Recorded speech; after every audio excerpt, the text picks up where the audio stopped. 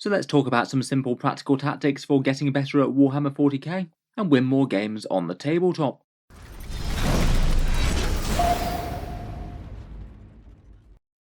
Hello and welcome back to Auspex Tactics, where today I thought we'd talk about improving at Warhammer 40k in general, and a few practical ideas for leading your forces to victory on the tabletop. Obviously this is a massive subject and a really big chunk of the hobby in its own right, but I thought we'd go over some of the easiest ways to improve a bit in one video. First up, small disclaimer at the start. I'm sure the first reaction that a lot of people have to this video is that you don't necessarily need to get better at 40k if you don't want to. People play Warhammer in all sorts of different ways. Many groups lean into being slightly more casual or slightly more competitive, or all the way on one side or the other. I'm sure the vast majority of people listening to this don't necessarily have the lofty ambitions of stomping grand tournaments every week, but in general, with games there is often a bit of a desire to get in better and master things, honing your tactical skills against good opponents, and when you do want to bring your best stuff out, then it means that you might have a fighting chance of doing well at events and things if that was the way that you wanted to go. A lot of people, myself included, enjoy playing to different levels depending on what context they're in, whether it's a more casual game among friends, or you're trying to bring something to a more competitive event and do the best that you can. I'd also really reject the nature that competitive play equates to being win at all cost and playing unpleasantly. You can certainly play a strong game with a good army and still act like an absolute sportsman, and I think that'd be the aim for most people getting into competitive. I think there are plenty of reasons that you might want to get better at the tabletop game as well. If you've collected just one army for ages, then you can enjoy quite a nice depth and mastery of an army, knowing all the tools that are at your disposal, whether the army is strong or weak at the moment. And to be honest, it can be pretty awesome if you manage to play a weak army and you know every single one of their tricks, so you do better than people would expect you to do with them. Commanding a non-meta faction to victory will likely get you a whole load more street cred points than if you're just playing the new meta hotness. Plenty of people enjoy putting lists together in their own right and theorising about what sort of models they might play on the table, and then you can test out your creations either in some friendly competitive games with mates, or attend tournaments of various sizes. Try and do as well as you can, but it doesn't really matter too much where you place. The main value is going to be getting some good games of 40k in and hanging out with like-minded players there. I'd say that having a good understanding of competitive play can actually help out casual games as well. Perhaps having a better understanding of what's going to make an engaging game experience and whether two armies are going to be horribly mismatched or not, or some things that could turn a close game into very one-sided, like mission construction or terrain levels on the table. In any case, if you are trying to get better at the competitive game and win more games, I generally see Warhammer 40k as multiple different ways to acquire an edge over the person on the other side of the table, whether it's in terms of army construction, in-game tactics, or the various other peripheral things that go into supporting an army. Here are just a few key themes that you could be getting better at: getting more practice in with your army and getting to know it better, getting better at in-game command and grand strategy, acquiring wider knowledge of the game and the metagame, things that you might not pick up on quite so soon just through playing more games in itself, getting the right tools together, having a list that actually works quite well in the current meta, and other bits. And then I thought I'd touch on a few other areas like managing the meta, the in-game interaction, and the support that you can get from wargaming clubs and friends. So starting out with practical stuff, perhaps one of the easiest ways that if you've already got an army together, you can get better at playing with it, is to get regular games in as often as you can. The more games that you play, the more experience that you'll gain. And Warhammer's a bit of a weird game in that sort of sense, as each time you play a game it really takes quite a long time to unfold. A standard game of 9th edition 40k might take somewhere around 2 or 3 hours to play, so you won't be able to get as many repetitions in of the game, compared with, say, if you're practicing for something shorter, compared with, say, a competitive computer game where you might play a match over 10 minutes or so. I'm sure most people would like to play more games, but life often has a way of not having quite enough time to play model soldiers as we'd like, though it's definitely going to be an advantage if you can play more. Practicing with your army means that you'll get more and more comfortable with the units that you're fielding, the tactical options that they have, and niche things from the codex that you might not come out quite so much. Plus you'll gradually get more and more of a feel for what works and what doesn't against certain opponents, what the normal play for your army might be, and whether or not you need to make some subtle tweaks to your list to improve it. It also means that you'll know more enemy armies and the tactics that they might deploy. The first time that you play against any faction, you're likely going to be at more of a disadvantage than normal, as you're not entirely sure what their unit capabilities are or exactly what they do. You can know numbers and things in theory, but until you've seen it on the other side of the tabletop, you might not have quite as much practical idea as to how to manage that and how your army might have a path to victory. I feel like playing more games of Warhammer though won't always lead you the same sort of results. At least from a learning and improving perspective, I think you're going to learn a lot more from playing against people who are better than you or at least the same level. You're probably not going to be tested quite as much in terms of efficiency, say if you're playing a new player who's never played the game before and has a very de-optimized collection. In general, I'd say playing more competitive games again will usually teach you more. You might see some of the nasty meta combos that you might hear about on the internet, what they can do in practice, and how you might be able to reasonably handle them. Maybe not too hard to understand that playing more games is generally going to be helpful. The question is maybe where to get more. Obviously, the first port of call will be to play more against local clubs and friends. Different groups can play very differently, though. If you happen to be in a more competitively minded group, then you're probably going to have more opponents that are playing their various armies to a higher level and might be able to teach you more. Again, I'd say you're probably likely to learn more if you're playing a variety of different opponents than just playing the same guy with the same collection of models each week. You could think about Tabletop Simulator as well, the online simulated 40k that's kind of unofficial. There's a Discord server for that, and I've heard quite a lot of people get pickup games from that, though obviously that's going to be a bit random as to who you wind up playing. For some guaranteed games against some competitive lists, though, I think it's hard to beat things like small tournaments. That way, you're almost certainly going to meet people who you haven't played before, playing strong lists with their faction and trying to win. So it definitely can be a good testing ground for putting everything together and seeing what works in practice. Plus, getting a whole bunch of games in one day doesn't hurt. After each game, I think it's important to analyse your mistakes and if you could have done anything differently. A lot of people just like to see a game and then attribute the result to luck. You are always going to have good or bad swings in Warhammer 40k, and try and focus on the things that you can control though, and if you could have tried to tip the odds more in your favour by making any basic decisions, even if it's just silly things like falling for an obvious gotcha that you already knew about, or underestimating just how dangerous one enemy unit could be. Hopefully these are mistakes that you might not make again next time. Often worth asking for your opponent's take as well. Are there any major mistakes that they think that you made? Or is there anything that they're glad that you didn't try to do, as that would have put them under a lot of pressure?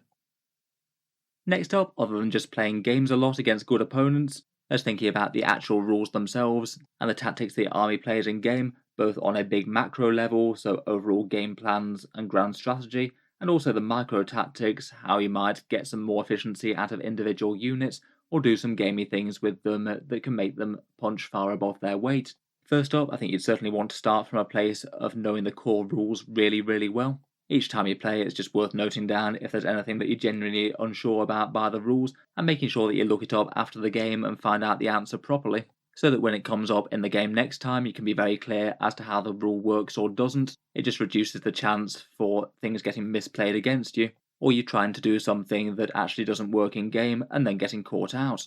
If the answer to a rules question really isn't clear, there's various places that you could ask it on social media. Tactics sections of various Discord servers are quite good, or Reddit or Facebook pages aimed at competitive 40k, or perhaps forums like Daka with the rule support section. At the very least, you'd be able to get a few other players to be able to decide whether or not a rule works one way or the other. If you're starting at a more basic level, it's quite good just to watch a few battle reports to kind of get the gist for what players tend to do with their armies. There definitely can be rules errors in some of them. They are real people playing in the heat of the moment. I perhaps wouldn't take every single thing that you see as absolutely gospel if it conflicts with the way that you understand things, but can definitely give you a good overview of how an army plays. Getting into actually in-game tactics, I'm sure the subtleties will change from 9th edition to 10th. And obviously, with just about any game, you could go into detail about all sorts of aspects of 40k. Easily could be 20 plus videos in its own right. Perhaps one way to break things down would be things like micro tactics versus macro tactics. There's probably better ways to say that difference, but I'd say that macro tactics would be like your overall game plan. When you get to the board and see your opponent's army, what's your path to victory and how do you win the mission? Sometimes it'd be perfectly obvious what you need to try and do, sometimes it's less so, and while some armies might play it in a similar sort of way most games, it might make sense to do something very differently if your opponent has brought something that's going to make your usual plan not work as well.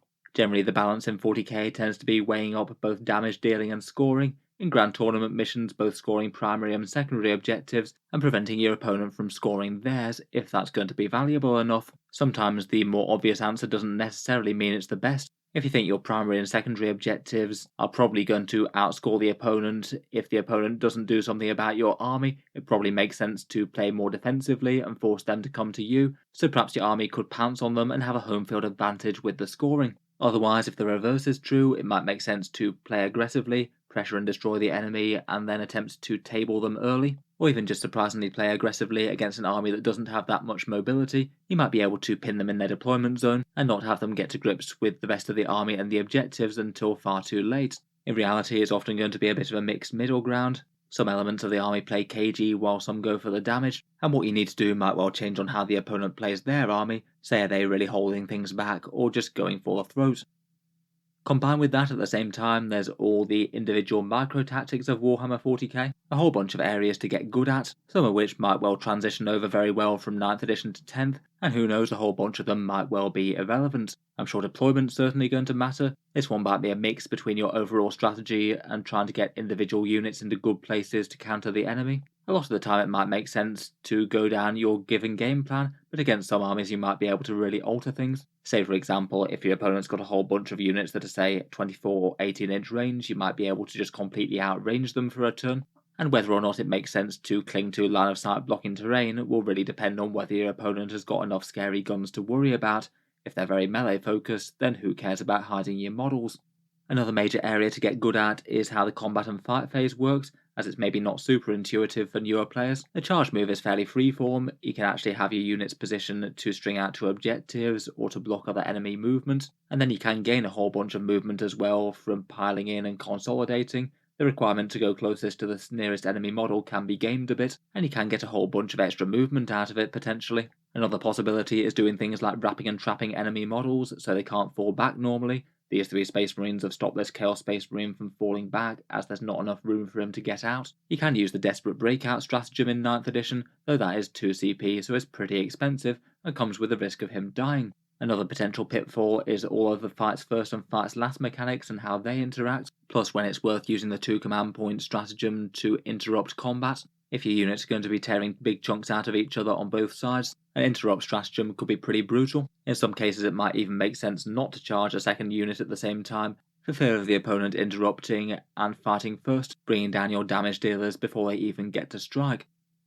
In the shooting phase, target priority is a bit of a skill to itself. I have made an entire video focusing on that one, and it's a bit of a game of killing the most important threats in the turn, while also trying to maximise your damage output. You don't really want to waste firepower by throwing ludicrous amount of guns into some cheap enemy infantry, but then you also don't want to risk underkilling the opponent, say leaving 2 different tanks on 1 or 2 wounds left, and still being able to damage you next turn. It can be a bit of a risk management skill, with dice being kinda swingy. Generally it comes with experience to know what to expect out of your units.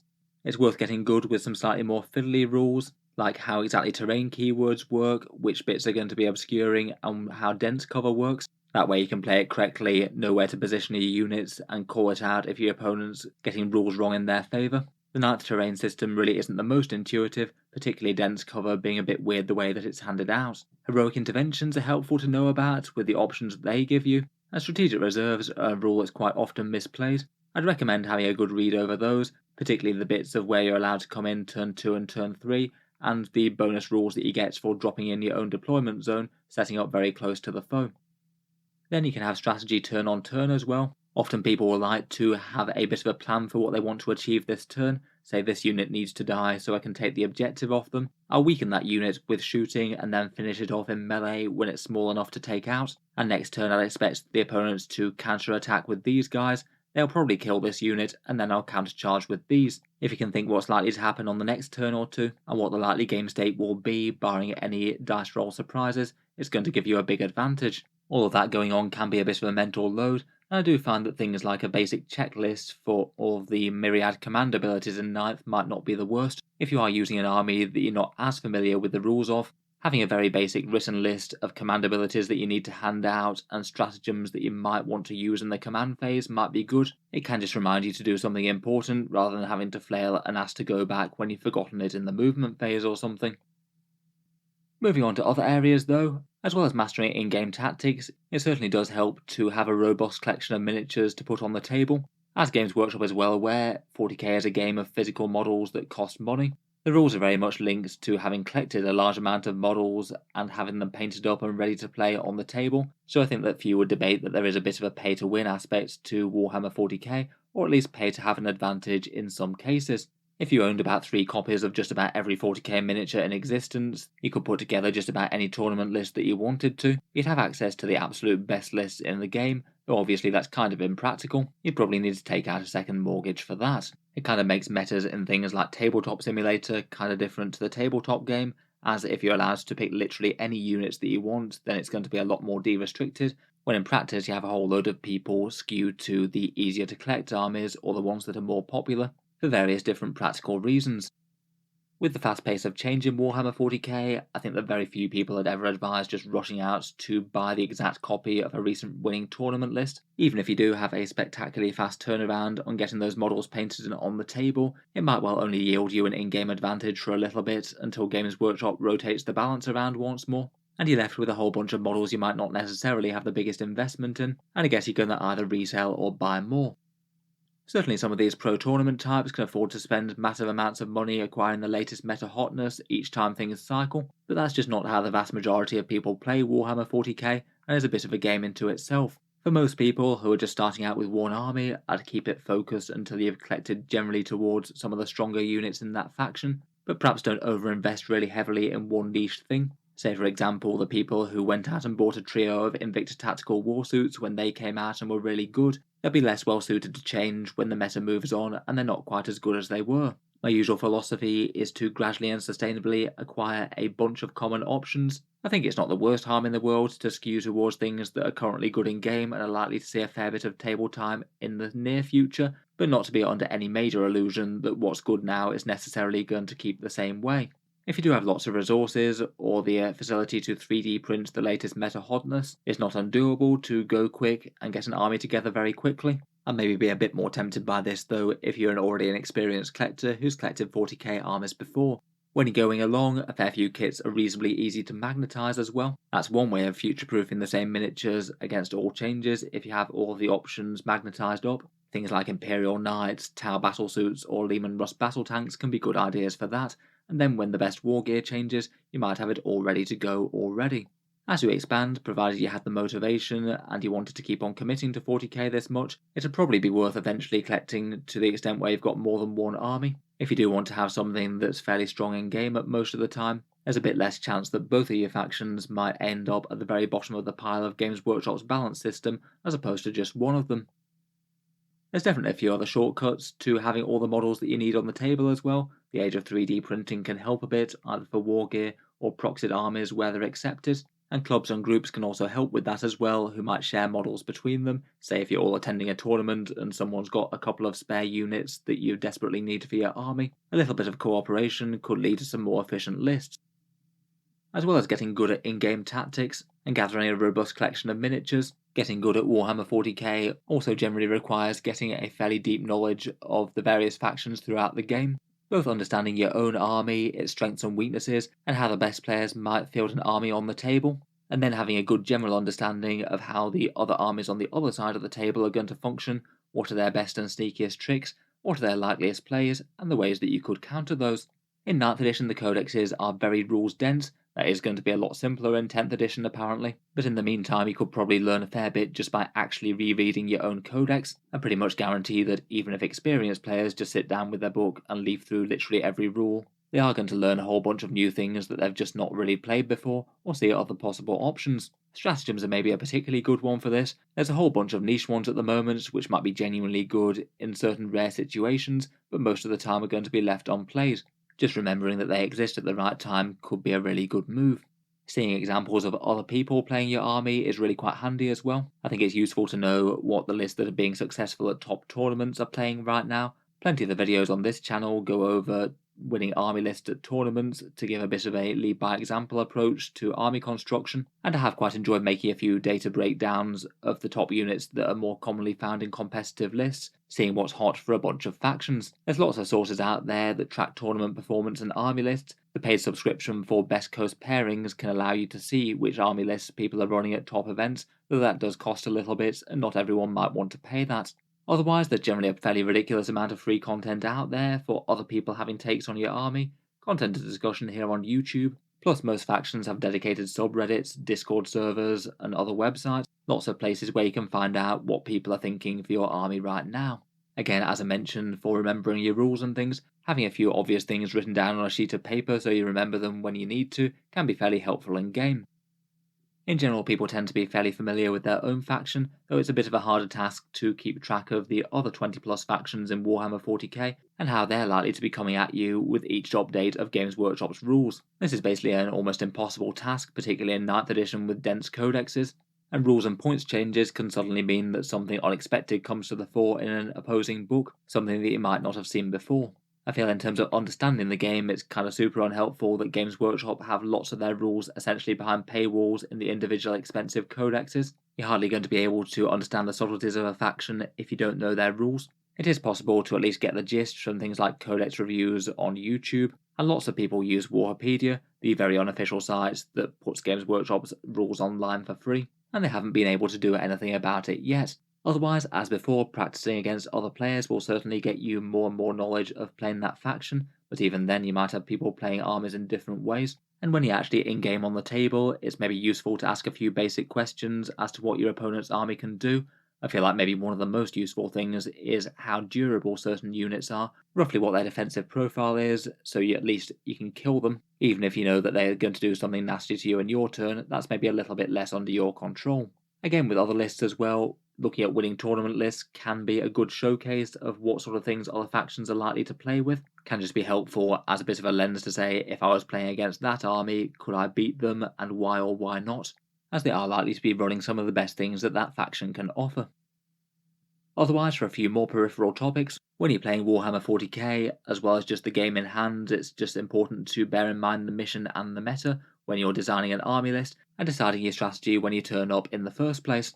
If, say, you are attending a 40k tournament, then certain units or factions could be a lot better or worse than others, depending on exactly what terrain that they're using, or potentially what sort of things are in the mission pack. Just to use a really obvious example, if you're playing in a tournament that's got some very sparse table terrain with not much line of sight blocking, ranged armies are going to be a lot better and melee ones are going to struggle. If you're playing in a tournament with some ridiculously dense terrain where you've got almost no lines of sight whatsoever, then melee armies and perhaps ignores line of sight shooting is going to have a lot better time. When you're writing an army list, it's also worth bearing in mind what sort of armies are most popular right now and which ones you're likely to face on the top tables. Certain units in the codex might not necessarily be innately strong in themselves, but if they happen to be the exact right tool to counter a very common enemy unit in the meta, then that might well be worth it.